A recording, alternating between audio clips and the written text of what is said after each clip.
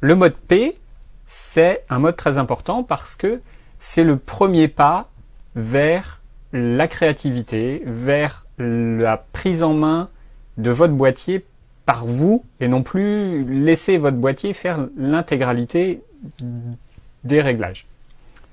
Par exemple, si je reste en mode vert et que je veux régler le mode autofocus, c'est pas possible. Si j'appuie sur le bouton et que j'essaye, il se passe strictement rien à l'écran, ça reste bloqué parce que c'est le boîtier qui verra, qui avisera et qui utilisera le réglage qu'il veut en fonction de ce qu'il aura détecté. Je vous ai parlé du flash tout à l'heure, c'est la même chose.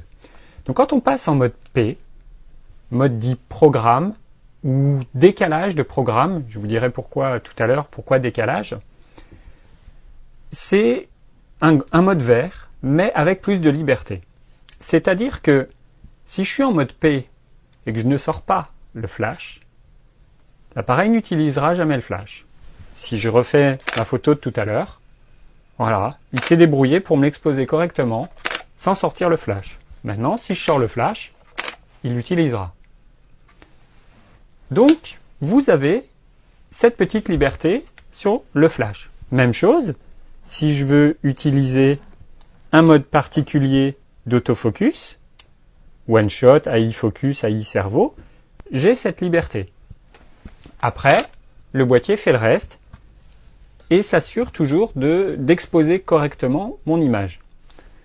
En gros, on peut se dire que c'est un mode vert avec toutes les libertés qu'on souhaite. Le mode programme s'assurant, dans tous les cas, de faire une image correctement exposée. Alors, je vous ai dit décalage de programme. Pourquoi décalage? Parce que quand vous appuyez à mi-course sur le déclencheur, le boîtier vous propose une exposition correcte.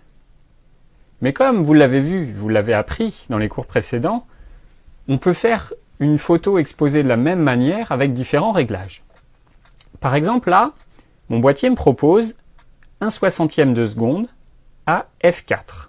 Je suis réglé à 800 ISO. Si jamais ce réglage ne me convient pas, parce que j'ai décidé que je voulais avoir une profondeur de champ très courte et que f4, c'est dommage, ça va être trop fermé et je préfère remonter à 2.8, cet objectif ouvrant à 2.8.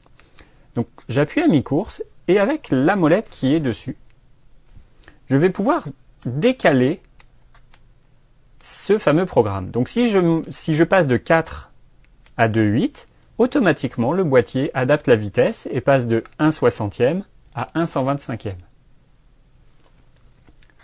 Si, dans l'autre sens, je voulais m'assurer une profondeur de champ très importante, je descendrai à 5/6 et mon boîtier s'adapterait à 1/30e. C'est très pratique parce que parfois, l'exposition proposée vous correspondra pas. Là, dans le cas de, par exemple, si je me mets à 55 mm et qu'il me propose f4, ça m'embête un petit peu parce que j'ai un peu peur du flou de bouger, donc je préfère être à 1/125e de 8. Comme ça, je suis sûr qu'à 1/125e, ma photo sera nette et que j'aurai pas à bouger. C'est donc très très pratique parce que finalement, vous avez la main sur tous les réglages importants. Et puis, vous avez l'automatisme principal qui est la proposition d'une exposition. C'est une exposition moyenne et c'est vous qui choisissez soit de l'accepter en continuant, en appuyant à fond sur le déclencheur, soit de la décaler pour des valeurs qui vous semblent plus adaptées à la photo que vous êtes en train de faire.